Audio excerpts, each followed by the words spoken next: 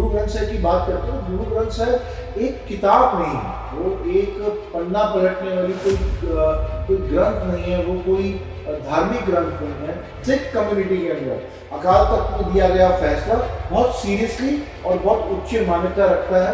गुरु ग्रंथ साहिब से बड़ा दिखाने की कोशिश कर रहे हैं, जो मतलब गुरु ग्रंथ साहिब के ऊपर भी कानून लागू नहीं होता।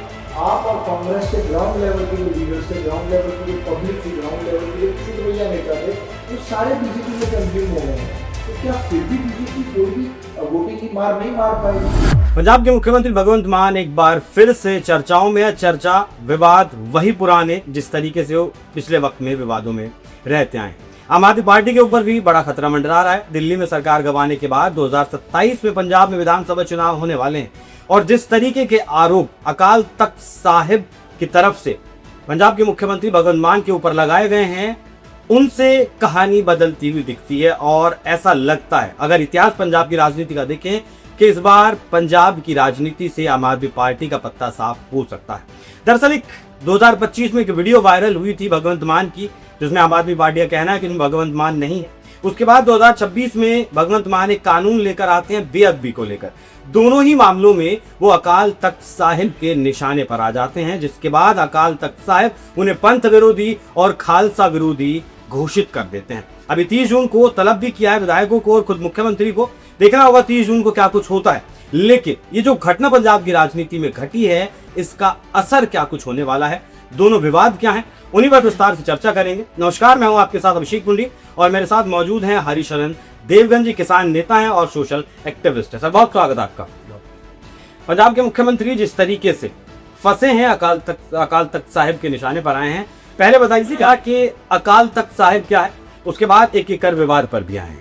अकाल तख्त साहिब, अगर हम अकाल तख्त साहिब को बहुत गहराई से समझने की कोशिश करते हैं तो 1606 के अंदर 6वीं पातशाही गुरु हरगोबिंद साहिब जी ने इसकी नींव रखी थी। और अकाल तख्त साहिब इसलिए बनाया गया था। अगर आप देखो तो वहाँ पे निशान साहिब होता है, जो सिक्खी कौम का एक जो प्रतिबिंब है, जो जिसको हम निशान साहिब बोलते हैं, हर गुरुद्वारा साहब के बाहर लगे होते हैं। और अकाल तख्त साहिब में अगर आप थोड़ा ध्यान से देखें तो वहाँ पे दो निशान साहिब एक साथ खड़े हैं। वो जो प्रतिबिंब है वो इस तरीके से बताया गया है कि धर्म, सियासत जितनी मर्जी बड़ी हो जाए, सियासत जितना मर्जी क्रूअल हो जाए, सियासत जितना मर्जी ब्रूटल हो जाए, सियासत जितना मर्जी साइज में बड़ा हो, इम्पोर्टेंट हो, लेकिन वो हमेशा धर्म के नीचे रहेगा। इसके लिए उसका नाम अकाल तख्त साहिब पड़ा था। अकाल का मतलब, जो अकाल तख्त मतलब सिंहासन, हम सिंहासन की बात करते हैं तो जो अकाल पे राज करने वाला सिंहासन है, अकाल मतलब अकाल पे राज करने वाला जो सिंहासन है,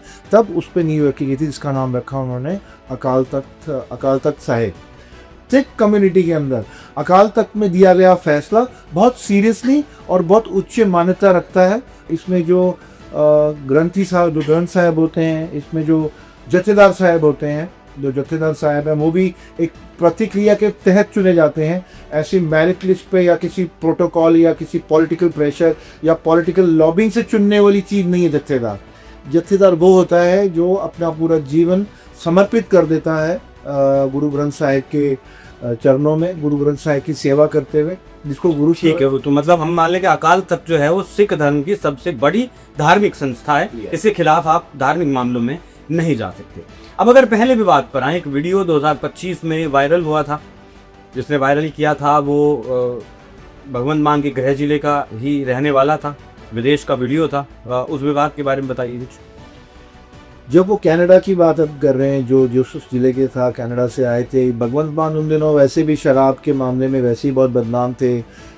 जब वो जर्मनी से आए थे, जर्मनी से उतारे गए, फ्लाइट से ऑफलोड हुए, फिर उसके बाद में कई वीडियोस वायरल हुई जिसमें कई कस्में भी खाई उन्होंने कि मैं शराब नहीं पीऊँगा।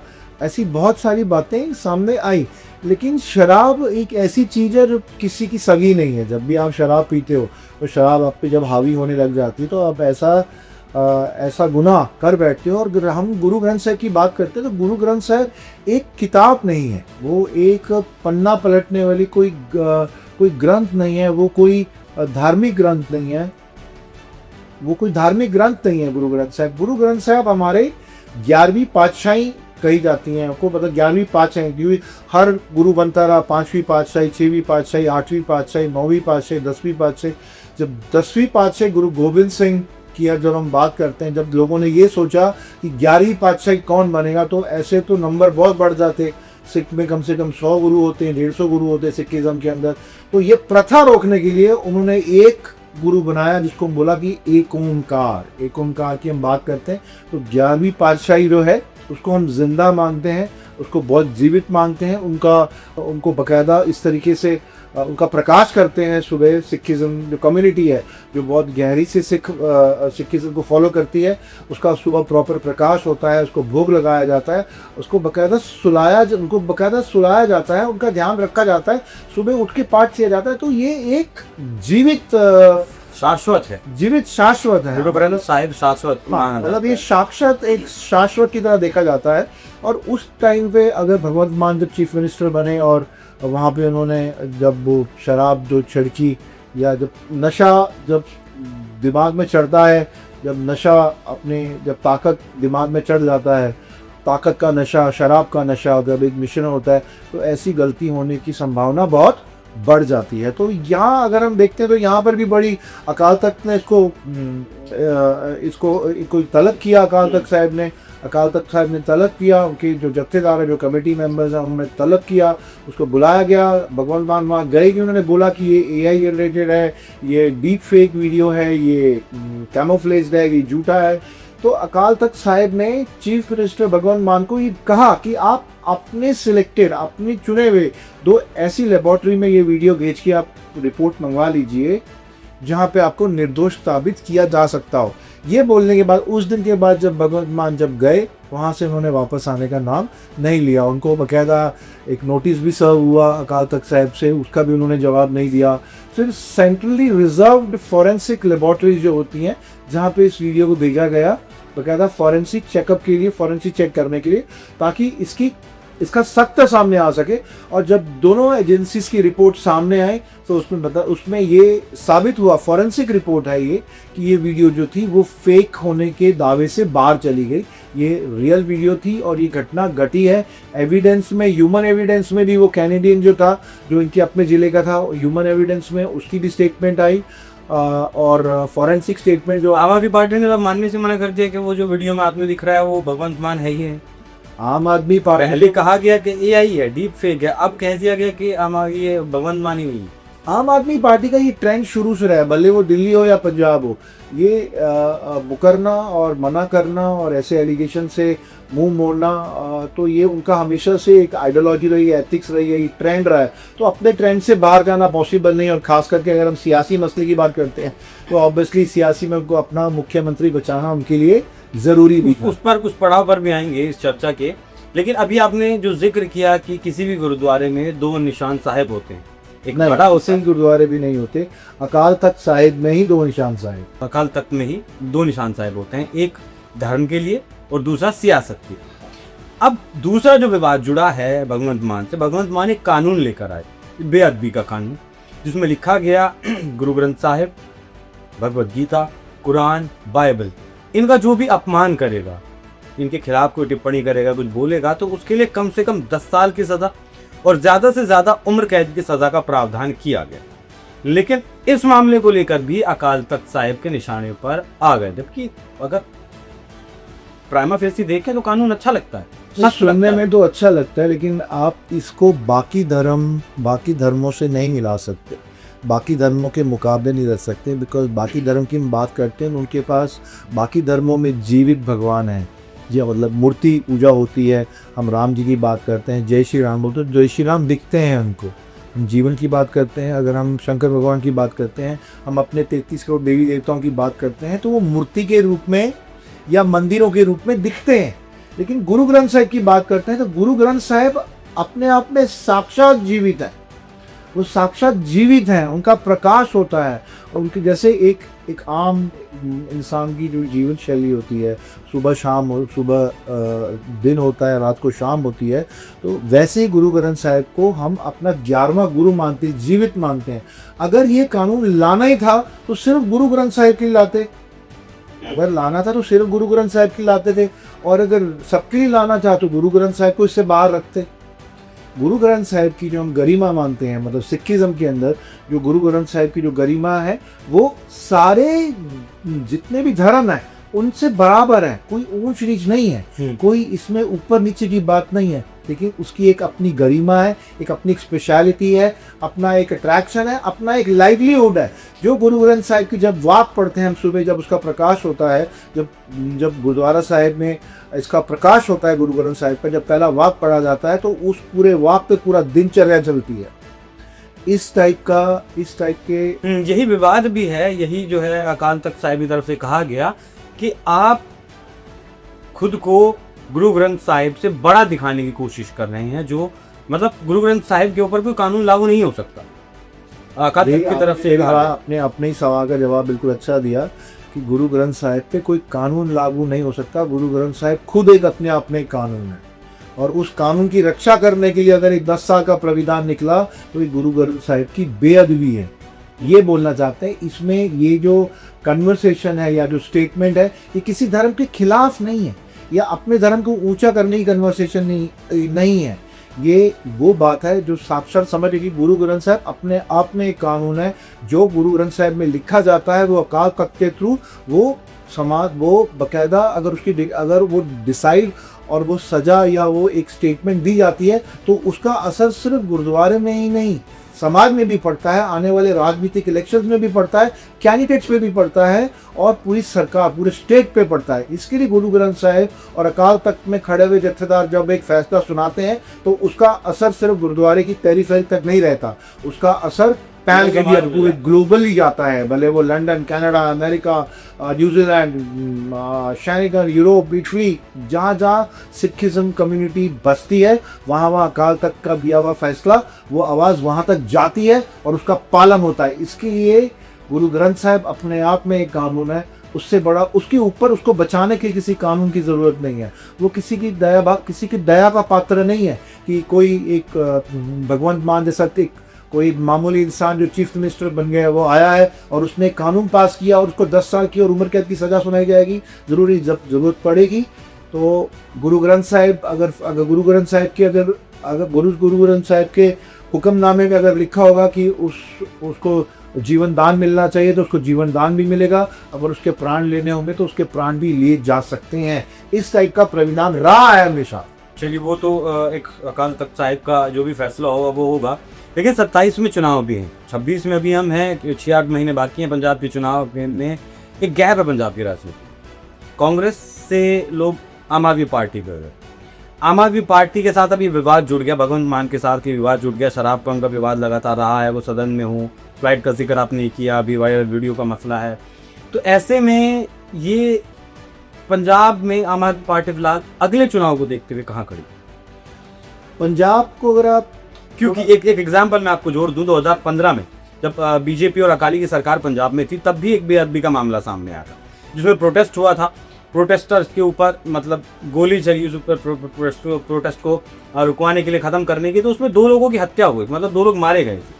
उसके बाद 2015 से 2026 में है अकाली का जो वजूद है पंजाब में वो लगातार घटता जा रहा है, लगातार हाशिए पर है अकाली। बिल्कुल ठीक बोला आपने। अकाली दल हमेशा जो एसजीपीसी के साथ रही, एसजीपीसी श्री गुरुद्वारा प्रबंधक कमेटी हमेशा अकाली दलों के अंडर चली। एसजीपीसी हमेशा मतलब अकालियों ने ही एसजीपीसियों का जो दामन है वो थाम के रखा। एसजीपीसी को बनाने वाले वहाँ की जो एसजीपीसी की राजनीति थी वो अकालियों ने चलाई, और एसजीपीसी की बात हम करते हैं तो वो गुरुद्वारा प्रबंधक कमेटी की राजनीति। तो ये थोड़ा सा अब जो मैं रिप्लाई थोड़ा नॉन प्रैक्टिकल है, लेकिन जहाँ पे प्रैक्टिकलिटी समाप्त होती है आस्था वहीं से शुरू हुई है। तो अगर मैं आस्था की बात करता हूँ तो ये जो सज़ा अकाली दलों को मिली है, ये शायद उनके कार्यकाल में किए गए जितने भी गलत काम थे या उनके कार्यकाल की उनके नेतृत्व में किए गए जितने गलत फैसले थे, शायद समय का चक्का पलटा और जहाँ कर्मों का फल है। जो आस्था की बात करते हैं, जो श्री गुरुद्वारा प्रबंधक कमेटी जो आज की डेट में पूरे वर्ल्ड की सबसे बाहुबली कमेटी होनी चाहिए थी, जहाँ पैसा, पावर, ताकत, सत्ता पलटने की ताकत, देश डेवलप करने की ताकत, हर तरीके की ताकत एसजीपीसी में एग्जिस्ट करती है, ऐसे ताकत का शायद दुरुपयोग हुआ हो या किसी प्रकार का तुष्टिकरण हुआ हो। मेरा अपना पर्सनल ओपिनियन है, इसका धर्म से कोई लेना देना नहीं है, लेकिन अगर हम इस बात को बहुत गहराई से समझें, SGPC गुरुद्वारा प्रबंधक कमेटी को चलाने वाले अकाली दल थे, लेकिन उनके कार्यकाल में किए गए गलत फैसलों का नतीजा ये निकला कि आज अकाली दल जो है सत्ता से कई कोसों और कई सालों तक तो ऐसे परिणाम क्या आम आदमी पार्टी भुगतेगी? आम आदमी पार्टी एक घटना थी। एक पंजाब की अगर हम बात करें तो पंजाब जो है ये 5 दरियाओं को मिलने के बाद पंजाब हुई ना, 5 नदियों का वास है इसमें, तभी इसको पंज पंजाब बोलते हैं, 5 दरियाओं, 5 पंजाब है ना। तो जो पंजाब है इसको अगर हम थोड़ा ध्यान से देखें तो बहुत इमोशनली ड्रिवन है। पंजाब के साथ में कभी न्याय हुआ ही नहीं। पंजाब को हमेशा एज अ आउटसाइडर देखा, भले वो कांग्रेस थी, भले वो बीजेपी थी, भले वो अकाली दल थे, भले वो VP सिंह की सरकार थी, भले वो चंद्रशेखर की सरकार थी। जहाँ पे जब से मैंने आँख खोली आज तक मैंने पंजाब के लिए न्याय नहीं देखा कभी। आज तक मैंने पंजाब को सिर्फ इस्तेमाल करने वाली एक वो स्टपनी की तरह देखा कि हर सरकार आई, पंजाब को एज अ स्टपनी उठाई और पंजाब की वो स्टपनी लगाई, अपनी गाड़ी चलाई और जब काम ख़त्म हो गया तो स्टपनी निकाल के वापस डिक्की में डाल दी गई। उस तरीके से पंजाब को देखा गया। और पंजाब जैसे यूक्रेन में एक कॉमेडियन ने प्राइम मिनिस्टर बन गया, वैसे जर्नलिस्ट की अब वो जर्नलिस्ट की वहाँ के प्राइम मिनिस्टर बने, बिकॉज हास्य कवि और हास्य राज। हर आदमी दुखी है, हर आदमी हंसना चाहता है, हर आदमी कॉमेडियन का फ़ैन होता है, हर आदमी। अभी हम बहुत सारे जो कॉमेडी शोज आते हैं, अगर आप देखो स्टैंड अप कॉमेडियंस फुल रहने लगे हैं आजकल, है ना। मतलब एक बुरे से बुरा, छोटे से छोटा स्टैंड अप कॉमेडियन का शो भी भरा हुआ रहता है। पता है क्यों? क्योंकि अंदर से इतना दुख है, हर आदमी हंसना चाहता है, खुश होना चाहता है, वो खुशी उस टिकट में खरीदना चाहता है। तो चीफ मिनिस्टर भी उन्होंने सोचा कि शायद कॉमेडी चीफ मिनिस्टर ले लेंगे तो हमारा जीवन परमानेंट सुखी हो जाएगा। तो टिकट लेने की बजाय उन्होंने वोट ही दे दिया। तो वोट देते ही जैसे चीफ मिनिस्टर बता रहे, तो जैसे वो बता रहे उसके बाद उन्होंने चुटकुलियों की बरसात लगा दी। फिर जहाँ जहाँ कस्सी कसनी थी वहाँ कस्सी, because yes here we can call it's a proxy chief minister. Yeah right, ये प्रॉक्सी चीफ मिनिस्टर रहे हैं, एक ट्रॉफी चीफ मिनिस्टर रहे हैं। पीछे चलाने वाले अरविंद केजरीवाल जो अपने आप में एक एक्स ब्यूरोक्रेट रहे हैं, समझदार रहे हैं। बहुत सारे उन्होंने NGO चलाए हैं, फंड्स लिए हैं, पता नहीं कौन कौन से NGO चलाते रहे, मेरे को तो उसका नाम भी याद नहीं। कबीर का NGO चलाया उन्होंने, फंड्स फॉरेन फंड्स लेते आए हैं। तो इस टाइप का आदमी जब, और उन्होंने तुरुप का पत्ता फेंका, बिकॉज वहाँ अकाली भी वीक थे, कांग्रेस भी वीक थे। अचानक एक हास्य कवि, एक कॉमेडियन सामने आ गया, फेमस भी था, पब्लिक देखती भी थी, लाइक भी करती थी, नाइट शोज में TV में देखती थी। अब बेचारा जिसके घर में दाने नहीं थे, जिसके घर में खाने को कुछ नहीं था, जिसके पैर में जूता नहीं था, जिसके तन पे कपड़ा नहीं था, जिसके सर पे फटी हुई पगड़ी थी, अचानक ही वो चीफ मिनिस्टर बन जाता है, अचानक ही वो डाइवोर्स देता है, अचानक ही वो शादी करने लग जाता है, अचानक ही वो दारू पीने लग जाता है, अचानक ही वो कॉमेडी करना शुरू कर देता है, अचानक ही वो बादल को ग्रिल करता है, कभी वो बादल के साले को ग्रिल करता है, कभी वो सिद्धू को ग्रिल करता है। तो नाउ व्हाट के स्पॉन्टेनियस जवाब ही बिना हड्डी की जुबान है। जब भी कॉमेडी करती है तो कोई दुश्मन भी हंस पड़ता है। ठीक है, एक और सवाल। पंजाब की राजनीति में जब इतनी बात आपने की है, तो कुमार विश्वास ने बहुत गंभीर आरोप लगाया था अरविंद केजरीवाल के ऊपर कि अरविंद केजरीवाल की मंशा ऐसी है कि अगर मुख्यमंत्री नहीं बने तो अलग राज्य के, एक अलग देश के प्रधानमंत्री तो बन ही सकते हैं। पंजाब को लेकर वो रणनीति है, मतलब मेरा कथन नहीं है, कुमार विश्वास का ऐसा आरोप था काफ़ी पहले कि अरविंद केजरीवाल पंजाब को भारत से अलग करके वहाँ के प्रधानमंत्री बनना चाहते हैं। ये तो जो कुमार विश्वास हैं, मैं उनकी इंटीग्रिटी और उनकी समझ की बहुत तारीफ़ करता हूँ। मैं उनकी शब्दकोश की बहुत तारीफ़ करता हूँ। बहुत सोचे समझे सुलझे हुए शब्दों का इस्तेमाल करते हैं, मेरी तरह नहीं है जो भावुक होकर कुछ भी बोल देते। और लेकिन जब उन्होंने जो एविडेंस दिए या जो उन्होंने एग्जाम्पल दिए, वो एग्जाम्पल अपने आप में बिना बोले बहुत कुछ बोलते थे। तो अगर हम कुमार विश्वास की बात करते हैं तो उन्होंने जो आरोप लगाया था अरविंद केजरीवाल पे, वो आरोप जरूर एक सुनने में बड़ा छिन्न भिन्न आरोप है, बड़ा ही अगली आरोप है, बड़ा दयनीय आरोप है। लेकिन ऐसा आरोप लगाना अलग बात है और इस बात का सत्य हो जाना अलग बात है। बिकॉज जो अरविंद केजरीवाल की बात करते हैं, जो देश को बांट के या अलग देश बना के उसमें प्रधानमंत्री होने की बात करते हैं, तो ये सपने जैसा ही है। चलिए, बीजेपी का कितना स्कोप है अगले चुनाव में? 2026 के चुनाव में अगर अकाली हाशिए पर है और जो फिलहाल भगवंत मान के साथ हो रहा है, को आम आदमी पार्टी भी हाशिए पर पहुंचेगी। कांग्रेस बहुत ज़्यादा मजबूत नहीं है, कांग्रेस के बहुत सारे लीडर्स बीजेपी में भी आए हैं, आम आदमी पार्टी के बहुत सारे लीडर्स आए हैं, तो 27 में बीजेपी का क्या स्कोप देखते हैं पंजाब में? पहली बात तो अकाली दल तो बहुत बैक सीट पे है ही है, बुरा हाल है अकाली दल का, जो आज की डेट में एक्सेप्टेंस भी बहुत अच्छी नहीं है उनकी। हालांकि प्योर सिख पार्टी है, सिखिज़म पार्टी होने के बावजूद भी, सिखिज़म आइडियोलॉजी और सिखिज़म एथिक्स पे चलने वाली पार्टी भी इतनी ज़्यादा इमेज डैमेज होने के बाद, मतलब इतनी ज़्यादा डैमेज है कि वो कोलेटरल डैमेज जो का हुआ है वो कंट्रोल वो इस नहीं हो पाएगा, में नहीं हो पाएगा। रही बात कांग्रेस की, कांग्रेस में जब सोनिया गांधी ने कैप्टन अमरिंदर सिंह को, जो इतने सालों से कांग्रेस की सेवा करते आए, एक unconditional supporter, financer, projector, presentator, chief minister, trouble shooter, हर एंगल से कैप्टन अमरिंदर सिंह ने अपने आप को प्रूव किया as a Congress man, as a Congress leader. अगर कैप्टन अमरिंदर सिंह जैसे पर्सनालिटी को, उस जैसे साक्षात उस जैसे एग्जिस्टेंस को अगर वो खड़े पैर अगर वो डिनाई कर दे, जैसे रॉ अपने एजेंट्स को डिनाई कर देता है, अबेंडन कर देता है, तो वैसे सोनिया गांधी ने कैप्टन अमरिंदर सिंह को अबेंडन किया है, वो भी चुटकियों में। मतलब ये मेरे ख्याल से शायद, मैं कैप्टन अमरिंदर सिंह की बहुत मतलब उनकी तारीफ़ करता हूँ, जो उन्होंने इतना बड़ा अबेंडनशिप, इतना बड़ा एम्बेरसमेंट या इतनी बड़ी इंसल्ट उन्होंने झेली। मैं सोच के डरता हूँ कि उन्होंने कि एम्बेरसमेंट कैसी झेली होगी या क्या उनके मन पे बीती होगी। तो इससे पता लगता है कांग्रेस की आइडियोलॉजी की एग्जिस्टेंस। जो राहुल गांधी चाहेगा वो होगा, और राहुल गांधी कैप्टन अमरिंदर सिंह को निकाल के एक चन्नी जैसा जो किसी कोने में पड़ा हुआ था, जिसकी कोई एग्जिस्टेंस नहीं थी, बस सिर्फ वो शेड्यूल ट्राइब था, कास्ट था, उसको एग्जिस्ट किया, मुख्यमंत्री बनाना था। हाँ, लेकिन क्योंकि वो फेवरेट था और वो फेवरेट सेवक था राहुल गांधी और कांग्रेस परिवार का, गांधी परिवार का, तो इस वजह से अगर उसको मुख्यमंत्री की कुर्सी मिली चन्नी को, तो आप समझ सकते हो कि ये कितना दुर्भाग्य हुआ होगा कि पंजाब के लोगों के साथ में कितना बड़ा धोखा है ये। फिर दूसरी बात, जो लायक और जो एलिजिबल नेता थे वो फाइनली उनका कन्वर्ट होना बहुत ज़रूरी था। आप में गए, आप में भी वही तिरस्कार हुआ। अब जो लायक, जो ग्राउंड से जुड़े हुए नेता हैं, जिनके साथ में प्रॉपर कॉन्स्टिट्यूंसी है, जिनके साथ में लोग जुड़े हुए हैं, जो अपना वोट का एग्जिस्टेंस रखते हैं, वोट बैंक का, वो सब मैक्सिमम लोग उसमें बीजेपी में आया है। तो डेफिनेटली अगर इतना बड़ा खेमा, इतना बड़ा नाराज खेमा, जो आपसे नाराज लोग थे, सीनियर लीडर्स की बात कर रहा हूँ, आपसे कांग्रेस के नाराज लीडर्स से, मैं सीनियर लीडर्स की बात कर रहा हूँ, आप और कांग्रेस के ग्राउंड लेवल के जो लीडर्स थे, ग्राउंड लेवल की जो पब्लिक थी, ग्राउंड लेवल के जो छुट भैया नेता थे, वो सारे बीजेपी में कंज्यूम हो गए हैं।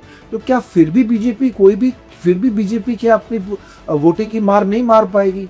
शायद सरकार ना बना पाए। वही मैं जानना चाह रहा था कि वोट परसेंटेज बढ़ा ले, वो एक अलग बात है। तमिलनाडु में भी 3% से 11% आए, लेकिन क्या पंजाब में सरकार बनाने की स्थिति में है या फिर दोबारा से? शायद सरकार ना बना पाए, लेकिन शायद, क्योंकि जो वेस्ट बंगाल में जो खेला देखा है उसके हिसाब से अब शायद बोलना भी डर लगता है, क्योंकि अगर वेस्ट बंगाल में 209 आ सकते हैं जहाँ पे 100 की उम्मीद थी, और तो पंजाब में भी ऐसा हो सकता है भले।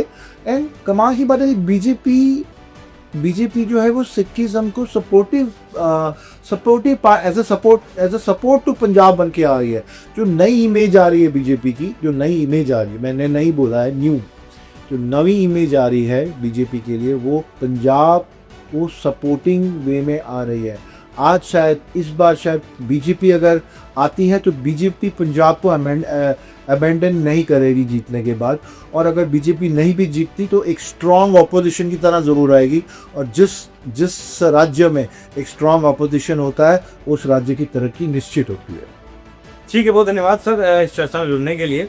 बाकी पंजाब जो है सीमा से लगा हुआ राज्य है, ISI पाकिस्तान काफ़ी एक्टिव पंजाब में रह चुका है, उसके बाद फिर कश्मीर गए। अभी भी ड्रग्स का जो मसला है पंजाब बॉर्डर से, वो बहुत गंभीर मुद्दा है, जैसे कि रेवंत अमित शाह कई बार कई जगह पर पंजाब में भी, दिल्ली से भी उस मुद्दे को उठा चुके हैं। तैयारियां तो चल रही हैं, लेकिन ये जो विवाद भगवंत मान का सामने आया है, इसे क्या बीजेपी इस चुनाव में, जबकि वक्त बहुत कम बचा है, 8 से 10 महीने का वक्त बचा है, जिसे कैश करवा पाएगी 2027 के विधानसभा चुनाव में। बाकी भगवंत मान की जो अपनी आइडेंटिटी है, फिर आम आदमी पार्टी की जो आइडेंटिटी है, उस पर कितना गहरा ये घाव साबित होता है 27 के चुनाव में, वो देखने वाली बात रहेगी। बाकी आप लोग इस विषय पर क्या सोचते हैं, कमेंट बॉक्स में अपनी राय जरूर दीजिएगा। नमस्कार।